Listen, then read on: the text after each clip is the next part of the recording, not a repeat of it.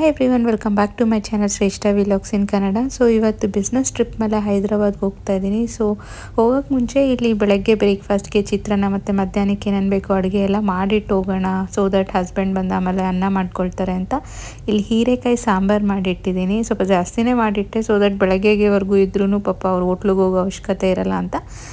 ಜೊತೆಗೆ ಸ್ವಲ್ಪ ಬೆಂಡೆಕಾಯಿ ಇತ್ತು, ಅದನ್ನು ಆಲೂಗಡ್ಡೆ ಸ್ವಲ್ಪ ಹಾಕಿ ಪಲ್ಯ ಮಾಡಿಟ್ಟಿದ್ದೀನಿ. ಇದು ಕಾಂಬಿನೇಷನ್ ನಮ್ಮ ಹಸ್ಬೆಂಡ್ಗೆ ತುಂಬ ಇಷ್ಟ ಆಗುತ್ತೆ. ಇನ್ನು 10 ಡೇಸ್ ನನ್ನ ಕೈ ಊಟ ತಿನ್ನಲ್ವಲ್ಲ, ಸೊ ಅಟ್ಲೀಸ್ಟ್ ಒಂದು 2 ಡೇಸ್ ಆದರೂ ಇದನ್ನು ಇಟ್ಕೊಂಡು ತಿನ್ನಲಿ ಅಂತ ಮಾಡಿದ್ದೀನಿ. ಮಕ್ಕಳಂತೂ ಫುಲ್ ಎಂಜಾಯ್ ಮಾಡ್ತಿದ್ದಾರೆ. ಅವ್ರಿಗೂ ರಜಾ ಇತ್ತು, ಇವತ್ತು ಸ್ಯಾಟರ್ಡೇ ಆಗಿರೋದ್ರಿಂದ ಸೆಕೆಂಡ್ ಸ್ಯಾಟರ್ಡೇ. ಸೊ ಜರ್ನಿಯಲ್ಲಿ ಮಕ್ಕಳು ಆನ್ ದ ವೇ ಮಲ್ಕೊಂಬಿಟ್ರು. ಯೂಶ್ವಲಿ ಹಿಂಗೆ ಮಲಗಿಬಿಡ್ತಾರೆ. ಸೊ ನೆಕ್ಸ್ಟು ಇನ್ನೇನು ಇಂಟರ್ನ್ಯಾಷನಲ್ ಏರ್ಪೋರ್ಟ್ ಹತ್ರ ಬಂದಿದ್ದೀವಿ. ಇವತ್ತಂತೂ ವೆದರ್ ತುಂಬಾ ಚೆನ್ನಾಗಿತ್ತು. ಕ್ಲೌಡ್ಸ್ ಎಲ್ಲ ನೋಡಿ ಎಷ್ಟು ಬ್ಯೂಟಿಫುಲ್ಲಾಗಿ ಕಾಣ್ತಾ ಇತ್ತು. ಸೊ ಇನ್ನೇನು ಏರ್ಪೋರ್ಟ್ ಹತ್ರ ಬರ್ತಾಯಿದೆ. ನನಗೂ ಒಂಥರ ಬೇಜಾರು ಸ್ಟಾರ್ಟ್ ಆಯಿತು. ಅಯ್ಯೋ 10 ಡೇಸ್ ಮಕ್ಕಳನ್ನ ಬಿಟ್ಟಿರಬೇಕಲ್ವಾ. ಮಕ್ಕಳು ಇನ್ನೂ ಚಿಕ್ಕವರಾಗಿರೋದ್ರಿಂದ ಸ್ವಲ್ಪ ಬೇಜಾರು ಆಗೇ ಆಗುತ್ತೆ. ಬಟ್ ಏನು ಮಾಡೋಕ್ಕಾಗಲ್ಲ. ವರ್ಕಿಂಗ್ ವುಮೆನ್ಸ್ ಲೈಫ್ ಹೀಗೇ ಇರುತ್ತೆ. ಒಂದೊಂದು ದಿನಕ್ಕೂ ಒಂದೊಂದು ಚಾಲೆಂಜಿಂಗ್ ಇರುತ್ತೆ. ಮನೇಲಿದ್ದಾಗ ಒಂಥರ ಚಾಲೆಂಜ್ ಆದರೆ ಮನೆಯಿಂದ ಆಚೆ ಹೋಗ್ಬೇಕಾದ್ರೆ ಇನ್ನೊಂದು ಥರ ಚಾಲೆಂಜಿಂಗ್ ಇರುತ್ತೆ. ಸೊ ಎಲ್ಲರೂ ನೋಡೋ ಥರ ಲೈಫ್ ಅಷ್ಟು ಈಸಿ ಅನ್ಸಲ್ಲ. ಮೇ ಬಿ ಇಂಡಿಪೆಂಡೆಂಟ್ ಆಗಿರ್ತೀವಿ, ಯಾರ ಮೇಲೆ ಡಿಪೆಂಡೆನ್ಸಿ ಇರಲ್ಲ. ಬಟ್ ಆ ಇಂಡಿಪೆಂಡೆಂಟ್ ಆಗಿರೋದಕ್ಕೋಸ್ಕರ ತುಂಬಾ ಲೈಫಲ್ಲಿ ಸ್ಟ್ರಗಲ್ ಮಾಡ್ತಾ ಇರ್ತೀವಿ. ಸೊ ಇಲ್ಲಿ ವರ್ಕಿಂಗ್ ವುಮೆನ್ಸ್ ಅಂತಲೇ ಬರಲ್ಲ, ಎಲ್ಲ ವುಮೆನ್ಸ್, ಈವನ್ ಹೋಮ್ ಮೇಕರ್ ಸಹ ಅವರು ಮನೆಗೋಸ್ಕರನೇ ದುಡಿತಾ ಇರ್ತಾರೆ. ನಾವು ದುಡ್ಡು ತೊಗೊಂಡು ಕಂಪ್ನಿಗೆ ದುಡಿತಾ ಇರ್ತೀವಿ, ಅವರೆಲ್ಲ ದುಡ್ಡು ತೊಗೊಳ್ದಿರೇ ಪಾಪ ಮನೆಗೋಸ್ಕರ ಕಷ್ಟ ಬೀಳ್ತಾ ಇರ್ತಾರೆ. ಸೊ ಅವ್ರಿಗೆಲ್ಲರಿಗೂ ಈ ಒಂದು ವಿಲಾಗ್ನಲ್ಲಿ ಯು ಆರ್ ಗ್ರೇಟ್ ಅಂತ ಹೇಳೋಕ್ಕೆ ಇಷ್ಟಪಡ್ತೀನಿ ಎಲ್ಲ ವುಮೆನ್ಸ್ಗೂ. ಸೊ ಫೈನಲಿ ಏರ್ಪೋರ್ಟ್ ರೀಚ್ ಆಗಿದ್ದೀವಿ. ಮಕ್ಕಳು ಇನ್ನೇನು ಬ್ಯಾಗೇಜ್ ಕೌಂಟ್ರ್ ಹತ್ರ ಎಲ್ಲ ಬಂದಿದ್ದಾರೆ. ಇನ್ನಿಲ್ಲಿಂದ ನೆಕ್ಸ್ಟು ಅಲೋ ಇಲ್ಲ ಅವ್ರಿಗೆಲ್ಲ. ಬೇಜಾರಾಗ್ತಾಯಿದೆ. ಬಟ್ ಅವರೂ ಫುಲ್ಲು ಖುಷಿಯಿಂದ ಏನು ಕಳಿಸ್ಕೊಟ್ಟಿಲ್ಲ. ನನ್ನ ಮಗ ಅಂತೂ ಫುಲ್ ಹತ್ಕೊಂಡು ನಾನು ಬರಬೇಕು ಅಂತೆಲ್ಲ ಹಠ ಮಾಡಿದೆ. ಸೊ ನಮ್ಮ ಹಸ್ಬೆಂಡ್ ಕರ್ಕೊಂಡು ಹೋಗ್ಬಿಟ್ರು. ಇನ್ನು ಸುಮ್ಮನೆ ಜಾಸ್ತಿ ಇಲ್ಲೇ ಇದ್ದರೆ ಅದು ನನಗೂ ಬೇಜಾರಾಗುತ್ತೆ ಅಂತ. ಸೊ ಅವ್ರನ್ನ ಕ್ಯಾಪ್ಚರ್ ಮಾಡೋಕ್ಕೆ ಇಲ್ಲೇ ಅಷ್ಟೇ ಆಗಿದ್ದು. ಸೊ ನೆಕ್ಸ್ಟು ಇಲ್ಲಿ ಬ್ಯಾಗೇಜ್ ಕೌಂಟ್ರ್ ಹತ್ರ ನಂದೇನು ಎಕ್ಸ್ಟ್ರಾ ಬ್ಯಾಗೇಜ್ ಇತ್ತಲ್ಲ ಅದನ್ನೆಲ್ಲ ಕೊಟ್ಟು ಸ್ವಲ್ಪ ಈ ಒಂದು ಏರ್ಪೋರ್ಟ್ನ ಬ್ರೌಸ್ ಮಾಡ್ತಾಯಿದ್ದೀನಿ. ನೋಡಿ ಎಷ್ಟು ಬ್ಯೂಟಿಫುಲ್ ಆಗಿದೆ. ನಾನು ನೋಡಿರೋವಂಥ ಎಷ್ಟೊಂದು ಬ್ಯೂಟಿಫುಲ್ ಏರ್ಪೋರ್ಟ್ಸಲ್ಲಿ ನನ್ನ ಫೇವ್ರೇಟ್ ಅಂದರೆ ಬ್ಯಾಂಗ್ಳೂರು ಟರ್ಮಿನಲ್ 2 ಏರ್ಪೋರ್ಟು ಮತ್ತು ಅಬುದಾಬಿ ಏರ್ಪೋರ್ಟು ನಾನು ನೋಡಿರೋವಂಥದ್ರಲ್ಲಿ. ಸೊ ನಿಮ್ಗೆ ಯಾವ ಏರ್ಪೋರ್ಟ್ ತುಂಬ ಇಷ್ಟ ಅನ್ನೋದನ್ನು ಕಮೆಂಟ್ಸಲ್ಲಿ ತಿಳಿಸಿ. ಸೊ ನೆಕ್ಸ್ಟು ಇಲ್ಲಿ ಏರ್ಪೋರ್ಟಲ್ಲೇ ಒಂದು ಸ್ವಲ್ಪ waterfalls, artificial waterfalls ಎಲ್ಲ ಇತ್ತು. ಅಲ್ಲೆಲ್ಲ ತುಂಬ ಜನ ವಿಡಿಯೋಸು ಫೋಟೋಸ್ ಎಲ್ಲ ತಗೊಳ್ತಾಯಿದ್ರು. ನಾನು ಇದನ್ನೆಲ್ಲ ಕ್ಯಾಪ್ಚರ್ ಮಾಡೋಕ್ಕೆ ಟ್ರೈ ಮಾಡಿದ್ದೀನಿ. ಅಲ್ಲಿಂದ ಹೋಗಿ ನನ್ನ ಬ್ಯಾಗೆಲ್ಲ ಲೈಕ್ ಚೆಕಿಂಗ್ ಕೊಟ್ಟು ಸ್ಕ್ಯಾನ್ ಮಾಡಿಸಿ ಇದೆಲ್ಲ ಆದಮೇಲೆ ಪ್ರೋಸೆಸ್ ಎಲ್ಲ ಆಲ್ಮೋಸ್ಟ್ 1.5 ಅವರ್ಸೇ ತೊಗೊಳುತ್ತೆ. ಅಂದರೆ ನಿಮ್ಮದು ಫ್ಲೈಟ್ ಒಂದು 2:30 ನೀವು ಒಂದು 12:30 ಅಲ್ಲಿರಬೇಕು, ಒಂದು 2 ಅವರ್ಸ್ ಮುಂಚೆ. ಯಾಕಂದರೆ ಅದು ಪ್ರೋಸೆಸ್ ಎಲ್ಲ ತುಂಬ ಇರುತ್ತೆ ಮತ್ತು ತುಂಬಾ ದೂರ ಇರುತ್ತೆ, ಒಂದಕ್ಕಿಂತ ಒಂದು ನಡ್ಕೊಂಡು ಹೋಗಬೇಕಾಗುತ್ತೆ. ಸೊ ಆದಷ್ಟು ಒಂದು 2 ಅವರ್ಸ್ ಮುಂಚೆನೇ ಇರಿ. ನಿಮ್ಮದು ಒಂದು 2:30 ಫ್ಲೈಟ್ ಇದ್ದರೆ ನೀವು ಒಂದು 12:30 ಏರ್ಪೋರ್ಟಲ್ಲಿರೋದು ಒಳ್ಳೆಯದು. ಇದೆಲ್ಲ ಪ್ರೋಸೆಸ್ ಮುಗಿಸ್ಕೊಳ್ಳೋ ಅಷ್ಟರಲ್ಲಿ ಅಷ್ಟೊತ್ತಾಗುತ್ತೆ. ಮತ್ತು ತುಂಬಾ ಶಾಪ್ಸ್ ಎಲ್ಲ ಇರುತ್ತೆ.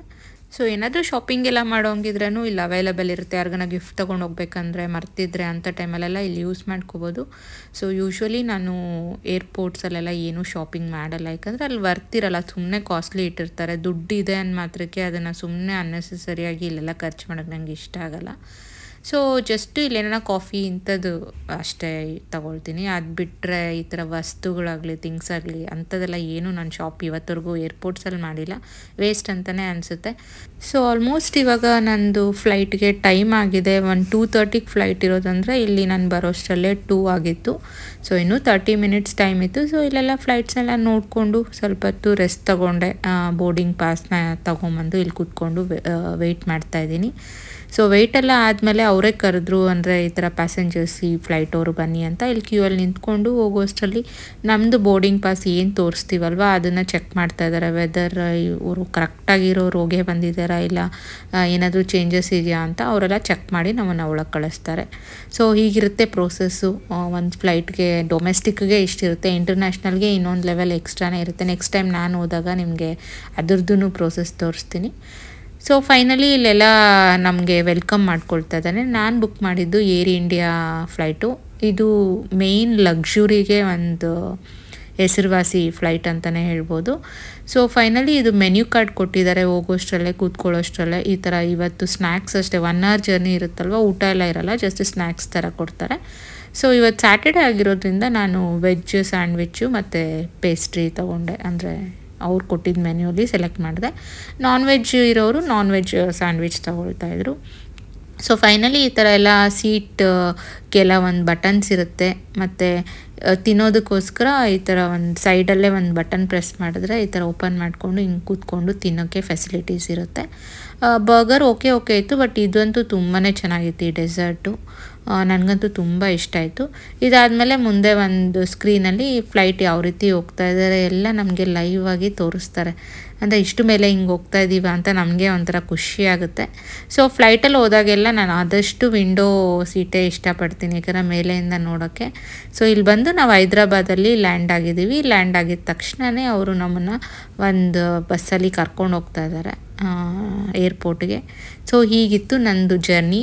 ತುಂಬ ಸೇಫಾಗಿ 1 ಅವರ್ಗೆಲ್ಲ ನಾನು ರೀಚ್ ಆಗೋದೆ ಹೈದ್ರಾಬಾದು ಬ್ಯಾಂಗ್ಳೂರಿಂದ. ಸೊ ಫೈನಲಿ ರೀಚ್ ಆಗೋಷ್ಟರಲ್ಲೇ ನಂದು ಆಲ್ಮೋಸ್ಟ್ ಮೊಬೈಲ್ದು ಬ್ಯಾಟ್ರಿ ತುಂಬಾ ಲೋ ಇತ್ತು. ಸೊ ಚಾರ್ಜಿಂಗ್ ಪಾಯಿಂಟ್ ಎಲ್ಲಿದೆ ಅಂತ ಹುಡ್ಕೊಂಡು ಹೋಗೋಷ್ಟರಲ್ಲೇ ಬ್ಯಾಗೇಜ್ ಬೇರೆ ಕಲೆಕ್ಷನ್ ಮಾಡ್ಕೋಬೇಕಿತ್ತು, ಯಾಕಂದರೆ ಒಂದು ಬ್ಯಾಗೇಜ್ನ ನಾನು ಚೆಕ್ ಇನ್ ಮಾಡಿದ್ದೆ. ಸೊ ಇವಾಗ ಅದನ್ನು ಕಲೆಕ್ಟ್ ಮಾಡ್ಕೊಂಡು ಹೋಗೋಕ್ಕೆ ಬ್ಯಾಗೇಜ್ ಕೌಂಟರ್ ಹತ್ರ ಬಂದಿದ್ದೀನಿ. ಸೊ ಇಲ್ಲಿ ಒಂದು 10 ಮಿನಿಟ್ಸ್ ವೆಯ್ಟ್ ಮಾಡಿ ಆಮೇಲೆ ಚಾರ್ಜಿಂಗ್ ಪಾಯಿಂಟ್ ಹತ್ರ ಹೋಗಿ ನನ್ನ ಮೊಬೈಲೆಲ್ಲ ಚಾರ್ಜ್ ಮಾಡಿಕೊಂಡು ಫೈನಲಿ ಇವಾಗ ನಾನು ಹೈದ್ರಾಬಾದ್ ರೀಚ್ ಆಗಿದ್ದೀನಿ. ಇಲ್ಲಿಂದ ಇವಾಗ ಹೋಟೆಲ್ಗೆ ಹೋಗಬೇಕು. ಹೋಟೆಲ್ಗೆ ಯಾವ ರೀತಿ ಹೋಗ್ಬೇಕಂದ್ರೆ ಆದಷ್ಟು ಒಂದು ರೆಪ್ಯೂಟೆಡ್ ಓಲಾ ಇಲ್ಲ ಊಬರ್ ಇಂಥ ಒಂದು ಟ್ಯಾಕ್ಸಸ್ನೇ ಬುಕ್ ಮಾಡ್ಕೊಳ್ಳಿ. ಸೊ ನಾನು ಓಲಾ ಬುಕ್ ಮಾಡ್ಕೊಂಡಿದ್ದೆ ಹೋಟೆಲ್ಗೆ ಡ್ರಾಪ್ ಮಾಡೋಕ್ಕೆ. ಸೊ ಹುಸೇನ್ ಸಾಗರ್ ಅಪೋಸಿಟ್ ಇದು ಹೋಟೆಲ್ ಇರೋದು. ಸೊ ಅಲ್ಲಿ ಬಂದು ಆಲ್ಮೋಸ್ಟ್ 1 ಅವರ್ ತಗೊಳ್ತು ರೀಚ್ ಆಗೋಷ್ಟರಲ್ಲಿ. 1 ಅವರ್ 15 ಮಿನಿಟ್ಸೇ ತಗೊಳ್ತು ಟ್ರಾಫಿಕಲ್ಲಿ ಅಂತ ಹೇಳ್ಬೋದು. ಸೊ ಈ ಹೋಟೆಲ್ ಬಗ್ಗೆ ನಾನು ಡೀಟೇಲಾಗಿ ಇನ್ನೊಂದು ವಿಲಾಗಲ್ಲಿ ಆ್ಯಡ್ ಮಾಡೋಕ್ಕೆ ಟ್ರೈ ಮಾಡ್ತೀನಿ. ಸೊ ಮತ್ತು ಈ ಒಂದು ಬಿಸ್ನೆಸ್ ಟ್ರಿಪ್ ಯಾವ ರೀತಿ ಆಯಿತು, ಹೆಂಗೆ ನಂದು ಕಂಟಿನ್ಯೂ ಆಗುತ್ತೆ ಅನ್ನೋದ್ರನ್ನ ಸಹ ನಿಮ್ಮ ಜೊತೆ ಶೇರ್ ಮಾಡ್ಕೊಳ್ತೀನಿ ನೆಕ್ಸ್ಟ್ ವಿಲಾಗ್ಸ್ನಲ್ಲಿ. ಸೊ ಫೈನಲಿ ಇಲ್ಲಿ ಚೆಕ್ ಇನ್ ಆಗಿದ್ದೀನಿ, ಬಂದು ಫ್ರೆಶ್ ಅಪ್ ಆಗ್ತಾಯಿದ್ದೀನಿ. ಸೊ ಇದ್ರ ಕಂಟಿನ್ಯೂಯೇಷನ್ ಡೇಸ್ ಹೇಗಿರುತ್ತೆ ಮತ್ತು ನಂದು ಬಿಸ್ನೆಸ್ ಟ್ರಿಪ್ ಯಾವ ರೀತಿ ಕಂಟಿನ್ಯೂ ಆಗುತ್ತೆ ಅಂತ ನೆಕ್ಸ್ಟ್ ವಿಲಾಗ್ನಲ್ಲಿ ನಿಮ್ಮೆಲ್ಲರ ಜೊತೆನೂ ಶೇರ್ ಮಾಡ್ಕೊಳ್ತೀನಿ. ಸೊ ನಿಮಗೆಲ್ಲ ಈ ವಿಲಾಗ್ ಇವತ್ತಿಂದ ಇಷ್ಟ ಆಗಿದೆ ಅಂತ ಭಾವಿಸ್ತಾ ಇದ್ದೀನಿ. ಇಷ್ಟ ಆಗಿದರೆ ದಯವಿಟ್ಟು ಕಮೆಂಟ್ಸಲ್ಲಿ ತಿಳಿಸಿ. ಮತ್ತು ಕೊನೆ ತನಕ ಯಾರೆಲ್ಲ ನನ್ನ ಚಾನಲ್ನ ನೋಡ್ತಾ ಇದ್ದೀರಾ ಇಲ್ಲ ಫಸ್ಟ್ ಟೈಮ್ ವ್ಯೂವರ್ಸ್ ಆದರೆ ದಯವಿಟ್ಟು ಸಬ್ಸ್ಕ್ರೈಬ್ ಮಾಡ್ಕೊಂಡು ನೋಡಿ ಅಂತ ಹೇಳ್ತಾ ಈ ವಿಲಾಗ್ನ ನಾನು ಇಲ್ಲಿಗೆ ಮುಗಿಸ್ತಾ ಇದ್ದೀನಿ. ಮತ್ತೆ ಸಿಗೋಣ.